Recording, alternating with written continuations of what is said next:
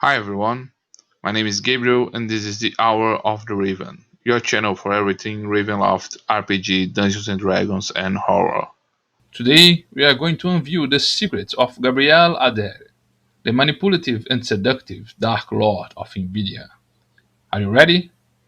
In the darkness of our cells, in the dungeons of the Citadel of Karina, we await countless tortures and public execution, unfairly accused of murders that we did not commit. Next to our cell, an old Vistani is also awaiting torture and execution by the cruel designs of Malocchio Aderre. Before he dies, however, he is determined to pass on his knowledge and whispers to us the dark secrets of the witch Gabrielle Aderre.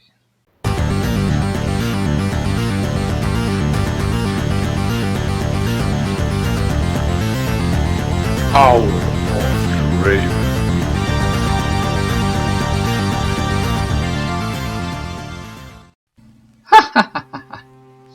How dare you threaten me? I am the absolute ruler of Invidia, and you should bow to my will. Look into my eyes, and know what fate has in store for you. Surrender to your desires, and come to me, like insects drawn to the flame, into the webs of your sweet prison. Gabrielle Aderre is the Darklord of Invidia. She carries in her blood the heritage of the Vistani and of a powerful Dark Lord, and manifests many supernatural powers. Although the Vistani have a prominent role in the Ravenloft campaign setting, Gabrielle Aderre is the only Dark Lord of Ravenloft that clearly refers to the Vistani, and also adapts to Gothic horror the tropes of a temptress, seductive and manipulative female sorceress. The beautiful Gabrielle appears to be a young woman in her early 20s, although she is now almost 50 years old. Mirrors reveal her true age, showing her wrinkles and gray hair. Although she is still quite attractive at her real age, she avoids mirrors at all costs. She has a short stature, black hair and eyes, and a pale complexion. Gabrielle dresses in a jovial way, with colorful and ornate blouses and skirts, and uses jewelry and adornments, with garments that denote her Vistani heritage. She is charismatic and seductive, but her beautiful appearance and smiles hide a manipulative, petty, and cruel woman. Gabrielle is passionate, and is often carried away by her strong passions, hatreds, and impulses. She sees those around her as mere instruments to serve her desires, and takes pleasure in engaging in intrigues and conflicts, cruelly manipulating the people around her and delighting in the tragedy and suffering of others. Gabrielle likes to be flattered and adored by the men around her, but she does not like to be contradicted, and she can become furious and irascible with ease. The Dark Lady of Invidia has supernatural mystical powers. In the old editions of Dungeons and Dragons, she was considered an enchantress mage, but since the third edition of Dungeons and Dragons she became a sorceress. Gabrielle does not need to use any kind of material component, gestures, or speech to perform her spells, being able to cast her spells with just her gaze. Her evil eye is powerful, but she is unable to cast her spells against the Vistani, and individuals who have Vistani heritage are also more resistant to her enchantments. She does not like to get involved in combat, and usually surrounds herself with armed men, enslaved by her charms, and ready to defend her with their lives. If the need arises, she knows how to defend herself, and has already killed enemies in cold blood. Gabrielle also protects herself with many magical items. She always wears a hat of disguise, usually hidden as a shawl or scarf, and wears a ring of magic reflection. She has a protective amulet against the evil eye, and carries a magic dagger, which becomes even more lethal against lycanthropes. her most powerful magic item is the Tarocca deck that once belonged to the mysterious Madame Eva. Although she is not a pure-blood Vistani, she can read the future on the Tarocca, but is extremely weakened after such divinations, and needs to rest for a long period to recover. Gabrielle Aderre emerged from a poor origin and nomadic life, and rose to the post of Queen of Invidia after murdering the tyrant King Bacoris.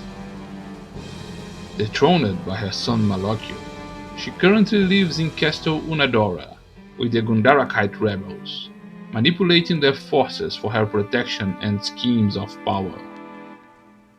When Gabrielle wishes to close the borders of her domain, she creates a wall of terror. Any creature that tries to cross this invisible barrier will panic and flee once more into the domain of Invidia. But what secrets surround the seductive figure of the sorceress of Invidia? What macabre crimes and sinful sins condemned Gabrielle to her misty prison? Gabrielle is the daughter of Isabella Aderre, with a mysterious noble from Falkovnia. Isabella Aderre was a half-Vistani who carried the heritage of Madame Eva's lineage, and who had a strong gift of fortune-telling. These powers did not prevent her from being captured and enslaved in Falkovnia to satisfy her master's cruel desires. The nobleman who enslaved Isabella was the tyrannical Darklord of Falkovnia, Vlad Drakov, and when Isabella finally managed to escape, she discovered that she was pregnant. Gabrielle was born in 710 of the Barovian calendar, in Rishmulau, and went on to live an itinerant life with her mother. Although her mother adopted many elements of the culture of her Vistani ancestors, and passed on these traditions to her daughter, for reasons unknown to Gabrielle, she and her mother have always been rejected by the Vistani. Such rejection fed Gabrielle a grudge against the mysterious nomadic people, to whom she blamed the life of misery she lived with her mother. Isabella did not tell Gabrielle about her father's identity, even when pressed. The child Gabrielle was always very curious and created numerous fantasies about his identity. Gabrielle grew to be a beautiful young woman, but she showed a troubled temper. Isabella feared that her daughter had inherited the evil soul of her father, Vlad Drakov, and decided to read her future in the Tarocca deck. Isabella then read a terrible prophecy, warning that if Gabrielle were to have children, she would bring only suffering and disgrace to herself and all those around her. When Isabella tried to warn Gabrielle of the dangers envisioned in the cards, Gabrielle resented her mother's words, and the tumultuous relationship between mother and daughter quickly started to degenerate. Tragedy struck them in 729 of the Barovian calendar, while crossing the lands of the domain of Arkandale. When they were preparing to camp, Isabella ordered her daughter to draw the symbols of protection around the camp. Nervous with her mother, after the teenager weaved the enchantments and protections in haste, and they were incomplete. That night, under the moonlight, a werewolf invaded the camp and attacked Isabella. Severely wounded, she managed to get rid of his jaws, and struck the werewolf with the force of her evil eye, temporarily paralyzing the creature. With her legs injured and losing a lot of blood, Isabella cried out for Gabrielle's help. The young woman saw her mother's fragile position as an opportunity. She told her mother that she would only help her if Isabella finally told the truth about her father. Isabella begged for help of her doctor to bring her a healing potion, warning that her evil eye would not imprison the werewolf for long, but Gabrielle remained impassive, almost about to lose conscience. Isabella then revealed to Gabrielle the truth about her father. She told that she was enslaved at a young age and taken to Falkovnia, and that her master was a cruel nobleman who every night liked to impale his victims so that he could hear their cries of agony while he died. Isabella had been spared because of her beauty, and when she finally managed to escape, she was 2 months pregnant with Gabrielle. Isabella's revelation destroyed Gabrielle's romantic dreams and fantasies about her father's identity. Accusing her mother of being a liar, she took her mother's deck of Tarot and abandoned Isabella to her fate, crying out that she would go in search of her true father. As Gabrielle fled to the woods, she heard the werewolf finally escape from her mother's paralyzing gaze, and heard the curse her mother bestowed upon her. The mist take you, traitor. May you know your child's betrayal and realize too late the depths of its evil. Gabrielle continued to run, but was enveloped by the mists, coming to emerge in the lands of Invidia. Shortly thereafter, the 19-year-old girl was captured by Bakoli's soldiers and taken to the tyrannical ruler to quench his lust and hunger. Bakolis did not see a threat in the beautiful and fragile young Gabrielle, and he demanded to be alone with her in his room. Gabrielle was not the defenseless young woman she appeared to be, and she had heard the legends about the curse of lycanthropy that plagued Bakolis. As her mother did before she died, she used her supernatural gifts and the power of her evil eye to paralyze Bakolis. Removing a silver dagger that she hid in her robes, she opened the tyrant's throat, abandoning Bakolis to die, choking on his own blood. It is said that at the time of his death, all the wolves of Invidia howled terrifyingly, and that his soul still wanders over Invidia, being chased by the ghosts of those he killed. Bakolis' death threw Invidia into chaos. The tyrant was little loved, and soon all the symbols of his reign were destroyed, with his forts and properties burned by the rebels. The Dark Powers had already identified a new cursed creature to rule these lands, and the young, cruel, and treacherous Gabrielle Aderre became the Dark Lady of Invidia. Her supernatural dominance of these lands were also reflected in the government of the kingdom, and Gabrielle Aderre was considered a heroine by the rebels and the oppressed, and hailed as the new queen of Invidia. After ascending to power, Gabrielle was prevented from her plan to go on a search of her father, but she soon got used to her new situation of power. She proved to be a capricious, petty, and equally tyrant ruler, and paid little or no attention to the kingdom of Invidia. Soon, she lost herself into excess, spending resources on frivolities and exuberant parties, and getting involved in complex games of manipulation and intrigue, while keeping countless lovers. Within a decade of Gabrielle's rule, the kingdom had plunged into chaos and anarchy. Bandits, militias, and small nobles began to usurp control of some villages and regions, and the realm was plunged into conflict and violence. In the year 736 of the Barovian calendar, Duke Gunda, the Dark Lord and ruler of the kingdom of Gundarak, was murdered, betrayed by his own allies. Shortly afterwards, Barovia began a military invasion of the kingdom of Gundarak, conquering part of its territory. On one of the few occasions when Gabrielle took an active stance in her government, she saw a possibility to expand the borders of her prison, and managed to unite the often conflicting Invidian forces to a common cause, the conquest of a shattered and helpless neighboring kingdom. Invidia's opportunistic attack, while Gundarak forces battled Barovian armies to the north, took the Gundarakites by surprise, and much of the territory was conquered by the Invidians without much resistance. Invidia managed to conquer the imposing Castle Unadora, once home to Duke Gunda, but the great cities of the Kingdom of Gundarak ended up under the rule of Barovia.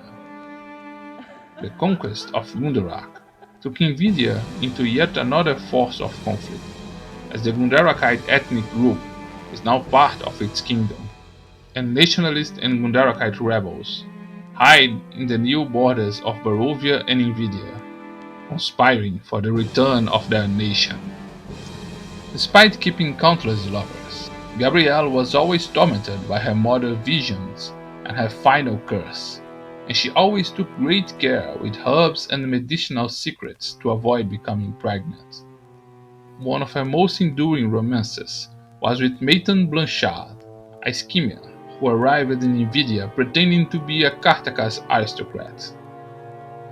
The charismatic Maiten is a shape-shifting wolf-wearer, and he soon attracted Gabrielle's attention when he arrived in the city of Karina. She seduced Maiten, but the wolf-wearer resisted her mystical charms.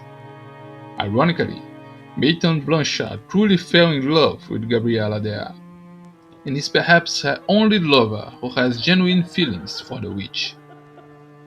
Their relation would change when a strange gentleman arrived at the gates of Castelopet in the year 746 of the Barovian calendar. A strange visitor was a beautiful man with deep black eyes, and Gabrielle Aderre was immediately enveloped by his magnetism. This mysterious stranger, known as the Gentleman Caller, is an incubus, an infernal being of unknown purposes, who has spread his evil seed throughout the land of the mists. Gabrielle was swept away by his seductive demonic presence and took him to her quarters. Maiten, overcome with jealousy, took his wolf form and tried to attack the Gentleman Caller, but was easily overpowered by the fiend, and then expelled by Gabrielle Aderre from her company. After a torrid night with Gabrielle, this stranger disappeared as mysteriously as he had arrived, and Gabrielle remembered nothing about the events of that night, but his dark eyes and the name Gentleman Caller. Shortly afterwards, she discovered that she was pregnant. Malocchio's pregnancy was accelerated, and in a few months, Gabrielle went into excruciating labor, which lasted 3 days. When the child was finally born, she was normal in all aspects, except for a sixth finger in each hand. She named the child Malocchio because of the supernatural gaze of the Gentleman Caller who had bewitched her. In just a few days, the baby started walking and talking, and within weeks, he was as tall as a child. Sinister rumors circulated the strange boy who grew up abnormally, and many said that around him strange accidents occurred, and he seemed to have control over the beasts of the woods. It was obvious that the child had a supernatural inheritance, and Gabrielle read his future with Madame Eva's tarot deck, and discovered that he was the Dukar, the dark messiah who was prophesied to destroy the Vistani. Gabrielle harbored a great hatred for the Vistani, and she fed and educated the young child with this hatred. She believed that Malocchio could be a weapon that, under her influence, would take revenge on the recluse nomadic people who rejected her and her mother. As she had always done with all the men around her, she tried to keep Malocchio under her influence, but the young man was immune to his mother's power. In the year 747 of the Barovian calendar, just a few years after his birth, Malocchio had already become a young adult and orchestrated a coup to remove his mother from power. Using his own supernatural gifts, he treacherously undermined his mother's power and influence. During the events of the Karina Harvest Festival, Malocchio imprisoned, tortured, and maddened Gabrielle Aderre, removing the illusions that blocked her mind and allowing her to fully recall the horrors of the night she spent with the gentleman caller. In a strange and still unexplained sequence of events, Gabrielle was released from her imprisonment, but was then attacked by the Midnight Slasher, and only survived such attacks thanks to the intervention of a band of adventurers. Wounded and maddened, she was left to die in the Dreadwoods, and was saved from death by her former lover, Maitland Blanchard. The Wolfware rescued Gabrielle and helped her recover. After gaining once more her affection, they headed north together, out of reach of Malokio's forces. When Gabrielle finally recovered from her fragile and insane state, the couple began to articulate new plans to take revenge on Malokio and recover the throne of Invidia. To this end, Gabrielle went to meet the Gundarakite rebels, who were hiding in the woods, and used her mystical gifts to enchant soldiers and seduce their leader, Ardon Ciselieza. After seducing the separatist leader, Gabrielle Aderre now manipulates him to exert control of the rebel forces, and he took shelter inside Castle Unadora, invaded and occupied by the Gundarakite rebels. Meanwhile, Maitland left for Kartakas to recruit other wolfwares from his pack and form a force of supernatural creatures under the command of Gabrielle Aderre, a secret weapon unknown to Malokio. The manipulative Gabrielle keeps both Ardonk and Maitland as lovers under her influence, and prepares for the day when she will face her son again in the battle for the control of Invidia. In the year 752 of the Barovian calendar, despite all her precautions, she discovered that she was pregnant again, and this time gave birth to a daughter, Lucita Aderre. Isabella's curse can once again be fulfilled, and Lucita, just over 4 years old, can become an end to Gabrielle's schemes. Both Maitland and Ardonk believe they are the child's father, and Gabrielle has been lying and manipulating both of her jealous lovers. If Maitland is Lucita's father, she will soon manifest her shape-shifting powers of a wolfware, and Gabrielle's rules will come to an end, one way or another. The potential and intense conflict that can be established between her two lovers can put an end to Gabrielle's pretension and her transitory position of power in Castle Unadora. The voice of the old Vistani who whispered to us these macabre secrets seems to fail, and for a time we believe that he has finally found the end of his torments. However, after a while, the harsh voice takes up the thread of his tale, determined to bring his macabre story to an end. Join us, subscribe to this channel, and activate notifications, and together we will listen to the tale of the sinister Dukar, Malokio Aderre, the apocalyptic child prophesied to bring about the end of the Vistani and the land of the mists.